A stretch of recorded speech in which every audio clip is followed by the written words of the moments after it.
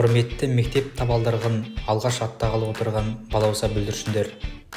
20 жылдан астам уақытта іргесі бекіп, керегесі кеңейген, бірлігі жарасып арасы тасыған Нұр Сұлтан қаласының алдыңғы қатарлы мектептерінің бірі Киелі білім ордасы номер 38 мектеп лицейіне қош келдіңіздер. Алдарыңызда еліміздің рәміздері, қасиетті көк туымыз, елдіктің нышаны елтаңбамыз, рухымызды асықтатар әнұранымыз айшықталған орын. Енді ас адамның арқауы демекші, сіздердің тамақтанатын, білім жинауға қуат алатын асханаға өтейік. Ас бөлмесі сіздерге ыңғайлы, таза әрі тамағы өте дәмді. Келесі бөлмеміз қолөнер мұражай деп аталады. Мұнда өнерлінің өріскең деп дана халқымыз айтқандай, шығармашылыққа бейім балалардың еңбек сабағында жасаған бұйымдары қойылған.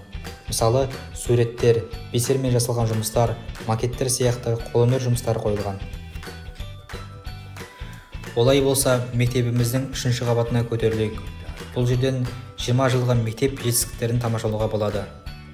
Елбасы Нұрсұлтан Назарбаевтың қатысуымен 1999 жылы іргесі қаланған мектебіміз халықаралық республикалық сайыстарда алдыңғы межеден көрініп, 2007 жылдан бастап 2009 жылға дейін 3 жыл қатарынан елордамыздағы үздік мектеп атанды.